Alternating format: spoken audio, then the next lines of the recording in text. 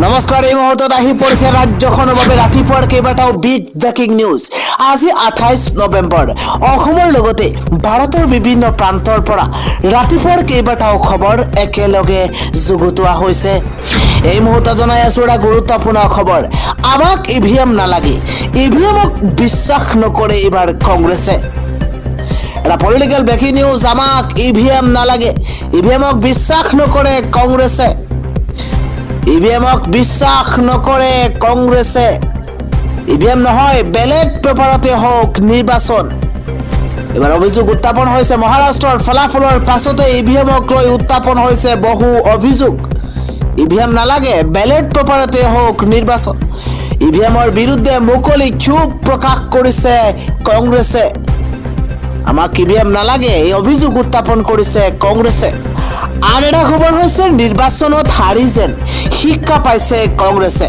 পৰাজয়ৰ কাৰণ বিচাৰি জিলা সভাপতিক প্ৰতিবেদন দাখিল কৰাৰ আহ্বান জনোৱা হৈছে। এটা গুৰুত্বপূৰ্ণ খবৰ, পলিটিকেল ডাঙৰ খবৰ এই মুহূৰ্তত জনোৱাৰ চেষ্টা কৰিছো। নিৰ্বাচনত হাৰি যেন শিক্ষা পাইছে কংগ্ৰেছে। পৰাজয়ৰ কাৰণ বিচাৰি জিলা সভাপতিক প্ৰতিবেদন দাখিলৰ আহ্বান। উপ নিৰ্বাচনৰ ফলাফল বিশ্লেষণ কৰাটো নিতান্তই প্ৰয়োজন। সংবাদ মাধ্যমৰ আগত এই মন্তব্য কৰিছে এপিচিচিৰ সভাপতি ভূপেন বৰাই। আন এটা খবৰ হৈছে পূব গোৱালপাৰাত আপৰ বৃহৎ দলীয় সভা। এইবাৰ সভাত উপস্থিত আপ অসমৰ ৰাজ্যিক সভাপতি মনোজ ধানোৱাৰ। এটা গুৰুত্বপূৰ্ণ খবৰ, পূব গোৱালপাৰাত আপৰ বৃহৎ দলীয় সভা অনুষ্ঠিত হৈছে আৰু সেই সভাতেই উপস্থিত হৈছে আপ অসমৰ ৰাজ্যিক সভাপতি মনোজ ধানোৱাৰ। এটা গুৰুত্বপূৰ্ণ খবৰ, অসমত উন্নয়নৰ ৰাজনীতি আনিবলৈ মনোজ ধানোৱাৰৰ ৰাইজলৈ আহ্বান। 5 শতাধিক ৰাইজৰ অংশ লৈছে আম আদমি পাৰ্টিৰ সেই সভাতেই। আন এটা খবৰ হৈছে বিদ্যালয় শিক্ষা বিভাগত বন্ধ হ'ব 4ৰ্থ শ্ৰেণীৰ পদৰ চাকৰি। কোনো তৃতীয় পক্ষই স্থায়ীভাৱে বিদ্যালয়ত নিয়োগ কৰিব চকীদাৰ পদত। এটা গুৰুত্বপূৰ্ণ খবৰ জনোৱাৰ চেষ্টা কৰিছো। এইবাৰ বিদ্যালয় শিক্ষা বিভাগত বন্ধ হ'ব 4ৰ্থ শ্ৰেণীৰ পদৰ চাকৰি। ডাঙৰ খবৰ এই মুহূৰ্তত জনোৱাৰ চেষ্টা কৰিছো। কোনো তৃতীয় পক্ষই স্থানীয়ভাৱে বিদ্যালয়ত নিয়োগ কৰিব চকীদাৰ পদত। শিক্ষামন্ত্ৰী ডক্টৰ ৰণোজ পেগুৱে সদৰি কৰিছে এই কথা। The breaking news. কিন্তু কোনো তৃতীয় পক্ষ এতিয়াও স্পষ্ট নহয়। কোনো 4ৰ্থ বৰ্গৰ পদত নিয়োগ কৰিব সেয়া এতিয়াও ৰহস্যৰ আৱৰ্তত। আন এটা খবৰ হৈছে ইস্কন মৌলবাদী সংগঠন। বাংলাদেশত ইস্কনক নিষিদ্ধ কৰাৰ চেষ্টা চৰকাৰৰ। এটা ব্ৰেকিং নিউজ। বাংলাদেশত নিষিদ্ধ হোৱাৰ পথত ধৰ্মীয় সংগঠন ইস্কন। ঢাকাৰ উচ্চ ন্যায়ালয়ত এই সন্দৰ্ভত লেখ আবেদন দাখিল কৰা হৈছে। বাংলাদেশৰ এটৰ্নি জেনেৰেলৰ মতে ইস্কন মৌলবাদী সংগঠন। সন্যাসী চিন্ময় দাসক গ্ৰেপ্তাৰৰ পিছতে উত্তেজিত হৈ পৰিছে হিন্দু। সন্যাসী চিন্ময় দাসক গ্ৰেপ্তাৰৰ পাছতেই উত্তেজিত হৈ পৰিছে হিন্দু। পুনৰ বাংলাদেশত উত্তেজিত আৰু হিংসাত্মক প্ৰতিবাদৰ সূচনা হৈছে। এটা গুৰুত্বপূৰ্ণ খবৰ, হিন্দু জাগৰণ মষিমূৰ কৰিবলৈ বাংলাদেশ চৰকাৰৰ বিভিন্ন পদক্ষেপ। আদালতৰ জৰিয়তে ইস্কনক নিষিদ্ধ ঘোষণা কৰাৰ চেষ্টা চৰকাৰৰ। Big breaking news. ইস্কন সন্দৰ্ভত চৰকাৰৰ স্থিতি স্পষ্ট কৰিবলৈ নিৰ্দেশ এইবাৰ আদালতৰ। মুছলমান মৌলবাদীয়ে টাৰ্গেট কৰি লৈছে একাংশ মন্দিৰো। চিন্ময় দাসে চট্টগ্ৰাম আৰু ৰংপুৰত উলিয়াইছিল হিন্দু সমদল। বাংলাদেশত নিষিদ্ধ হোৱাৰ পথত এতিয়া ধৰ্মীয় সংগঠন ইস্কন। পৰৱৰ্তী ব্ৰেকিং নিউজ হৈছে এইবাৰ বাল্য বিবাহ, শিশু শ্ৰমিক বন্ধ হ'বই লাগিব। এইবাৰ অসামাজিক কাৰ্যকলাপৰ বিৰুদ্ধে ওলাই আহিছে মুছলমান সমাজ। এটা ব্ৰেকিং নিউজ। সমাজ সংস্কাৰৰ বাবে ওলাই আহিছে মুছলমান সমাজ। অসামাজিক কাৰ্যকলাপৰ বিৰুদ্ধে জাগ্ৰত হৈছে মুছলমান সমাজ।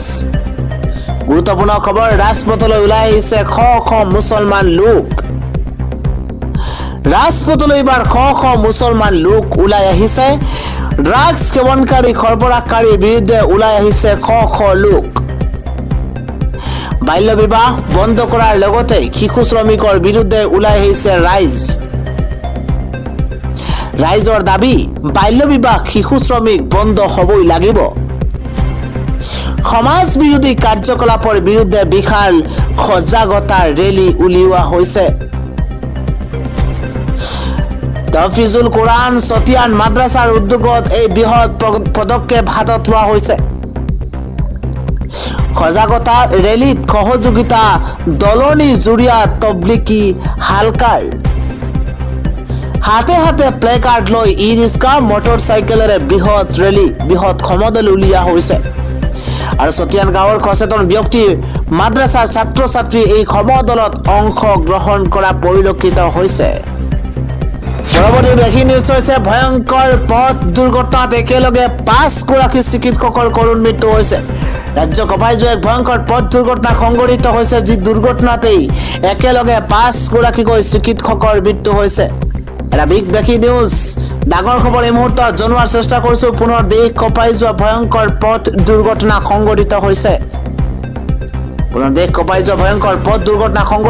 আৰু একেলগে 5 জনকৈ চিকিৎসকৰ কৰুণ মৃত্যু হৈছে।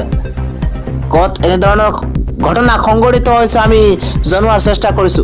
ডিভাইডাৰত খুন্দিয়াই ট্ৰাকত প্ৰচণ্ড খুন্দা স্কৰপিঅ' বাহনৰ যি ভয়ংকৰ দুৰ্ঘটনাত 5 গৰাকীকৈ চিকিৎসকৰ মৃত্যু হৈছে। ডিভাইডাৰ ভাঙি কাষৰ পথৰ এখন ট্ৰাকত প্ৰচণ্ড খুন্দা স্কৰপিঅ'খনৰ বুধবাৰে পুৱতি নিশা সংঘটিত হৈছে ভয়ংকৰ পথ দুৰ্ঘটনা। আন এক গুৰুত্বপূৰ্ণ খবৰ হৈছে গৌতম আদানীৰ বিৰুদ্ধে নাই উৎকোচৰ কোনো অভিযোগ। আমেৰিকাৰ অভিযোগৰ পাছত আদানী গ্ৰুপৰ স্পষ্টীকৰণ। আদানী গ্ৰুপৰ অধ্যক্ষ গৌতম আদানী, তেওঁৰ ভতিজা সাগৰ আদানী আৰু জ্যেষ্ঠ কাৰ্যবাহী ভনীত জৈনে আমেৰিকাৰ অভিযোগনামাত কোনো ধৰণৰ উৎকোচৰ অভিযোগৰ পৰা মুক্ত বুলি আদানী গ্ৰুপে স্পষ্ট কৰিছে। আদানী গ্ৰুপৰ এটা প্ৰতিষ্ঠান আদানী গ্ৰীণেও এই সন্দৰ্ভত সংবাদ মাধ্যমৰ বাতৰিক ভুল বুলি অভিহিত কৰিছে।